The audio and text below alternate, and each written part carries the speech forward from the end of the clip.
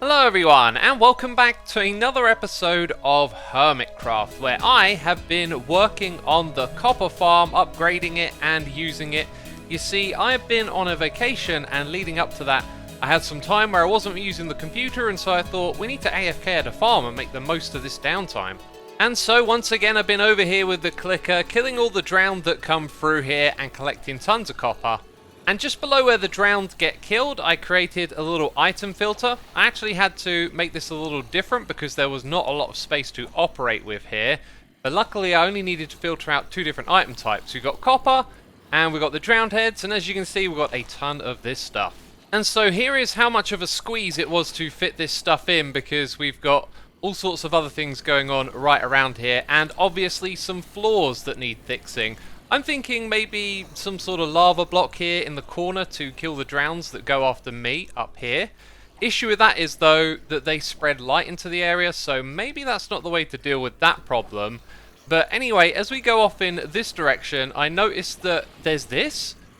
Just an insane amount of zombies crowding around in this cave. This is kind of ridiculous. And then there's this, a ton of baby zombies that get caught under these cobblestone walls.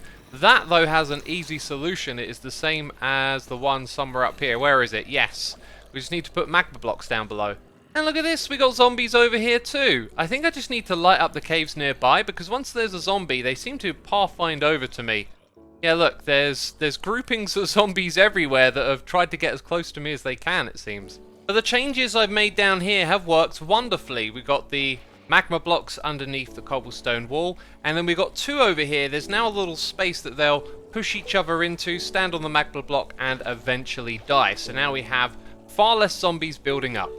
I am out here lighting up caves and ravines to deal with our hostile mob problem, and I've been anticipating that I might find some lapis, and I'm here to share with you a diamond finding trick that I've tried a few times on the server, and this is the first time it's actually worked. So what you want to do is face north on top of the lapis and then count out 4 blocks. So that's 1, 2, 3 and 4. Then what you got to do is simply dig straight down and we will find diamonds. You might be able to tell though, I literally just did this a second. I just wanted you to kind of experience it the way that I did, because I wasn't expecting it to work, but this time it did. So apparently how the game generates lapis is linked to how it generates diamonds. So if I find any more, I am going to be doing this again for sure. This is just awesome. This is like getting extra diamonds in your world now, because whenever you find some lapis, you know you can dig some blocks north and maybe find some diamonds as well. Found some more! Issue with this one though is that it's actually on a chunk border, and I believe this means when we go 4 blocks in this direction we're not going to find any. Or maybe we will then. Okay. Yep, we're getting some more diamonds the cheaty way. There might have been a little bit of luck though, because the instructions say when it's close to a chunk border you go to the other side of the chunk, then you count out by 4 blocks and then go downwards. Oh! Yeah, so that last lot of diamonds, that was probably just a little bit of luck. Wow, this is great. Can we make it free for free? North is this way, so 1, 2, 3, and 4. Oh! Maybe that's what I get. We're down to Y6. No sign of diamonds. There was this big patch of tuff though, so maybe it kind of gets overridden at that point. And there wasn't a chunk border, so it seems that time I lucked out. So finished up caving, headed back over to the farm, got the clicker going, and then after a while the drown stopped coming through. And it's because of this bizarre issue, where 2 chicken jockeys occupy the same space at the entrance here, and then block all the other zombies from getting in. I've never seen anything quite like it. But one thing that is good, you can see our magma trap on the corner here is actually doing its thing. And so I'm almost done with my AFKing over here. Probably going to get a little bit more done. But this is the copper that we got so far, which is great because we're probably going to be using some of this in today's episode. And I've just been kicked from the server. Kicked for spamming of all things. Goodness me. This is because I've actually been counting all the time that I've been AFK over here. I think I need to get the number down to 355. And so I'm spamming this message over and over again, and then the server kicks me. And there it goes again. I never would have thought I'd be getting kicked from spamming on Hermitcraft. So I've arrived back at the base. I'm here to do some resource grinding. Got to gather some stuff for some builds we're going to do later in this episode. This right here is my bronze wings, which I got for 250 days on the server. The next one is at 500. It might take us a while to get there. Anyway, while I'm gathering up some resources and all of that stuff, I have something interesting to show you in between. So at the very beginning of this season, I revealed my plans for a mega project, a giant build that was going to fill up the sky over the ocean here. It was the main reason I picked this location, as I felt like it would fit in with the terrain around it really well. However, when I arrived here on the server, I just felt like I was being pulled to do something different this season. So it feels sad to say this, but I am actually going to cancel the mega project for this season, but you will get to see what my idea was, why I chose to do it, and the process of creating it, as well as seeing what it would have looked like here in the world if it were ever finished. So this all began back in February when we learned that 1.17 would have an increased world height, which sadly isn't anymore, but this got me thinking about how you could build a mega project bigger than anything you'd seen before. And one thing that came to mind for me was a statue. I wanted to build a giant figurine inside of the Minecraft world. And so I went out in search of a way to do that, and that's when I found this website called Hero Forge, which is fantastic. This is not an advertisement, by the way. I just found this. It was the perfect thing for creating my own customized statue. Now this website is actually made for creating real life figurines. I believe it's aimed at people that play games like D&D and Warhammer, and the level of customization here is just absolutely fascinating. You can go really deep into all the different clothes that they wear. There's tons of options and stuff as well, and so I spent a lot of time figuring out what I wanted my statue to look like. And this right here is what I settled on, including all the colorization as well, which I actually lost when I took it into the Minecraft world. You see, not only can you get these figurines printed off and delivered to you, you can actually get them as 3D objects. So then I found a way to convert the 3D object into Minecraft blocks. And so with this website called Online Voxelizer, I was able to take the object file that the Hero Forge website gave me, and I could convert it to a schematic which can be opened inside of Minecraft. So originally I wanted this thing to be as big as the new world height, which meant I could put a lot of detail into it. As you can see there, a lot of the detail is preserved because of how big it is. But as we learned, the increased world height wasn't eventually going to come to 1.17, which meant I had to do some redesigning and scale this thing down a little further to fit in the world. And just for your amusement, here's what it looks like when you scale it down even further. It's fascinating to me how the detail is lost with less blocks. Look at that. Kind of ridiculous. Still looks like a statue though, which is really good. Now, as I mentioned, on the Hero Forge website I painted this thing, but sadly all of the color values were lost when bringing it over to the Minecraft world. But this is what we started out with, this just giant stone structure that we needed to paint and give some texture and color to. And also, this thing is hollow. So another part of my plan for this season was to actually build my entire base inside of this area. As you can see, there is really a lot of space in here to build all sorts of different farms, gizmos and contraptions, and I pictured myself moving around the area with minecarts and elytras and building all sorts of things inside of the statue.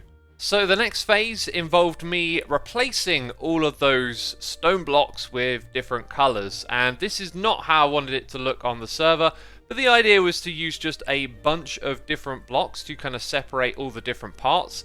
So the different fabric materials, the belt, the sword, different parts of that as well, they all have different materials so that then we could texture this giant build. Now what I wanted to do next was something rather ambitious. I wanted to give this statue a bunch of textures that felt kind of raw and earthly without using too much vivid colour. And I also wanted to give it a sense of being weathered. This means that you use the gradient of certain block combinations to tell a story with your build. So you would have some darker textures transitioning to the light ones, and what you tend to do is put the darker ones on the underside and the lighter ones on the top side, as if It's been exposed to the sun, and so that's kind of taken away its edge over time. And so for much of the statue, I would come in and replace one part at a time, and I would actually do that using an airbrush. So I'd go along and I would take sections of it like this and give it one particular material, which just happened to be copper because it was kind of new and I wanted to use it. And so we would use the 4 different stages to create some gradients. And I think now you probably get the point of what I'm doing here. And I did this like for the entire statue over and over again with many revisions. I seriously put an extraordinary amount of time into this project. So much so that I actually had a notepad full of all the different parts of the statue and the commands that I would use to replace those blocks as I went back and forth trying out different things. So when you see a group of 4 like this, that's when we used a gradient. For this one, we started out with 40% of deep slate, which is a darker block, and reduced it to 30, 20, then 10, and equally at the same time we took a lighter one like smooth basalt and went from 10 up to 20, 30, and 40. And this isn't where I use those commands, but this is just an example of how those subtle gradients get worked into a build. And so I ended up doing that for the entire statue.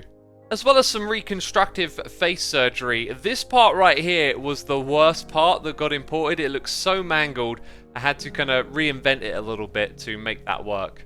And so now what you saw a moment ago when we were in this world maybe makes a little more sense. This is the statue right here. This is where I wanted to build it, and it looks absolutely massive, doesn't it? Now the real big problem with this project is that I was thinking endgame. I knew it was a lot of blocks, but in order to get started in a world, you need to build so many basic farms and whatnot, and I kind of planned on building them inside the area this statue would be built around, and that turned out to be pretty problematic. And so I kind of came into this season with a plan to do something that you do at the end of the game when you've got all your farms built, you've got your shulker boxes and elytras, and I just found myself unable to get started on this crazy project. And so this is the mega project that will never be. As I started getting set up in this world, I really just got pulled in a different direction and wanted to do some smaller scale casual building in the area behind me, and of course on the islands where we've built our starter buildings. And so this is going to be no more, sadly, but I really did want to share with you the project because I put so much time into getting it prepared for this season. It would have been crazy though, I'll say that. You know, there probably would have been an opening where the mouth is, we'd fly up to the statue in our elytra and our base would be inside. It was a great project idea. Sadly, I'm not going to do it anymore. And hey, if you want a world download for this or something, let me know with a comment down below. Maybe I'll make this statue available for all of you to have a little bit of fun with. So earlier in this episode, I mentioned that I was going on vacation, and that has now happened. I had a wonderful week off, which I'm probably going to waffle a lot about on my live streams. And if this episode comes out on a Monday, there'll be a live stream in the evening. It'll be Hermits Helping Hermits. But I am logging back on for the first time. Everything looks a little bit weird. I'm finding it awkward to get in the groove and know what to do. And off in the distance, we can see these 2 structures, which we couldn't see before. And that is because Hermitcraft now has a mod that dynamically changes the render distance based on the performer of the server. So with me being the only one on right now, it's maxed out at a distance of 20 chunks. And as you can see over there, that's my beacon, but there's something different over in the background here. So as we wander in this direction, let me explain. If more hermits were to log on right now, then the strain on the server would increase, and when it can't keep up and perform at 100%, the render distance will get turned down, so less of the world is being sent to the hermits, and that means the performance increases. And this is what I wanted to show you. That, my friends, was not there before I left. Okay, that is a brand new mountain. In fact, the deep slate kind of says that because that's not normal for a regular Minecraft mountain. Well, my friends, this is a gorgeous sight. This, of course, used to be a giant spruce forest, which we ventured through recently. And now for the backdrop of this, there is this gorgeous custom mountain.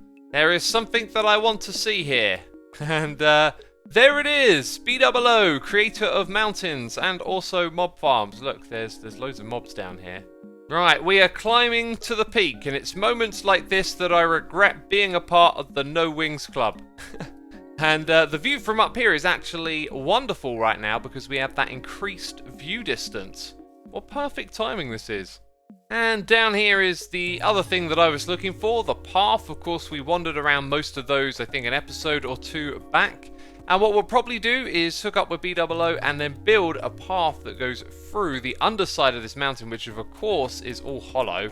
And then it will come out somewhere here on the other side, venture through to this area with the shop that we built for Evil X, and also head into our spot. And of course, we've been working on our path across to here. It's now time to do some time-lapsing, because I've been mentioning that I've been gathering resources, and we're going to build a couple of towers that will kind of mark a new building palette and lead us through the mountain into the area beyond. And yes, I did notice the llama in the boat. That is a llama with a chest, which makes me feel like there might be something in it. Like, why is the guy all the way out here in a boat on his own near my base? Oh, there it is. Padlama Co is the name of this one. And now I'm sitting on the llama, and the llama is sitting in the boat. And of course, you can do this in Minecraft, but I don't think I've ever actually done this before. Anyway, there are items in here, probably for sale. However, this book probably has the instructions, right? Ah yes, all of the prices are here in the book. That is very clever. And I don't know when I'll need it next, but I really like tinted glass, so I'm going to buy that. This is cool, you know, you don't go to the shop comes to you. So that was a distraction. We're supposed to be time-lapsing. As you'll see, I've gathered up some materials in this chest. I've got a few other things I need as well. Let's get the music rolling, let's get the camera count on, and let's build this.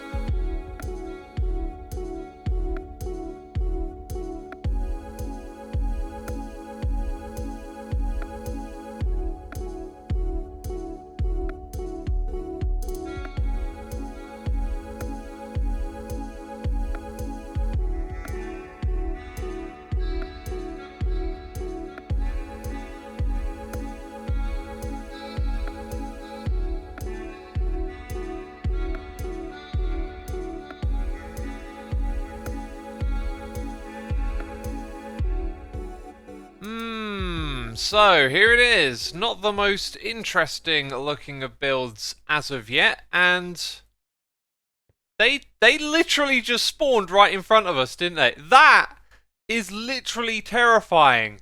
And somewhere over here I have something that's really good for dealing with this. I think it might be in here. Yep, there it is. Okay, so what I tend to do when this happens is just kind of hang out in the middle for a little bit, and then I go, oh wait a minute, you're the leader. Well, let's just try and give you a little bit of fire to play with, eh?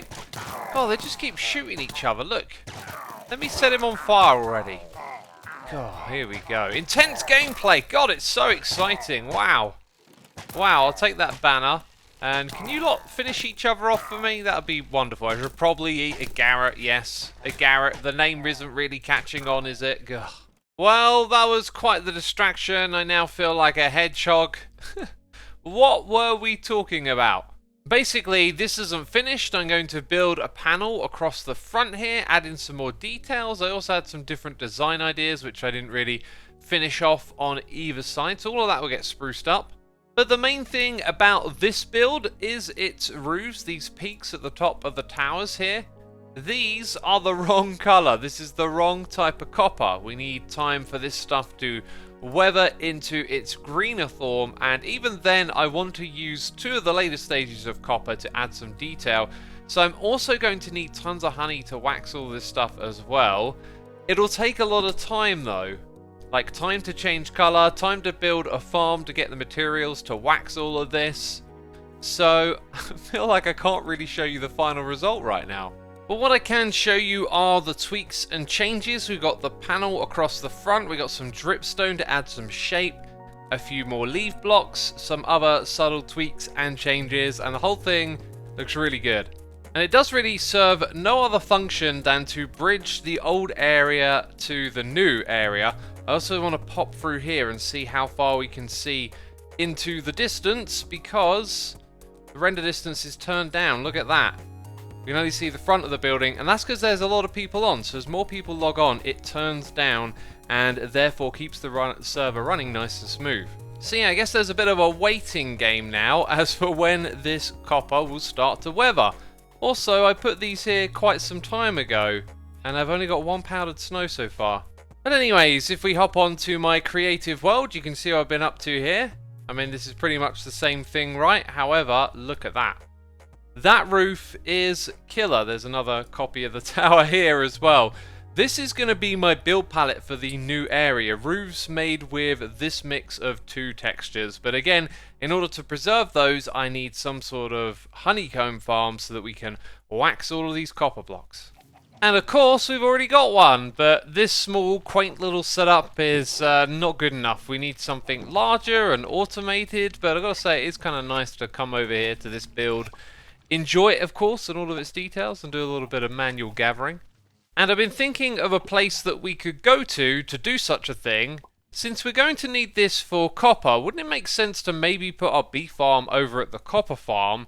So when we're over there getting ingots and XP as well, which yes, I did lose earlier in this episode, then, you know, we would kind of kill 2 birds with 1 stone, as they say.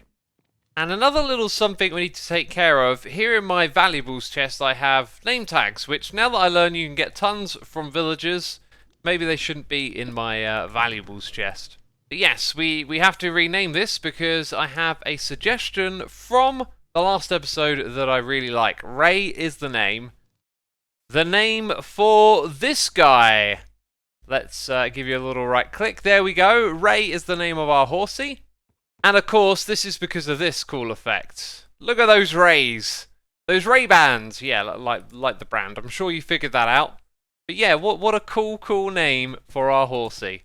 And so now I'm just riding back and forth, looking at the area around here, thinking about the things that I'm going to do with our space, and just feeling like I'm totally out of the groove at the moment with recording Minecraft videos and knowing what to do. My vacation was only a week, but it was so different. I was always busy, didn't play any Minecraft, didn't have any social media, and really just kind of went out of my norm for a whole week, which is kind of what you want to do with a vacation.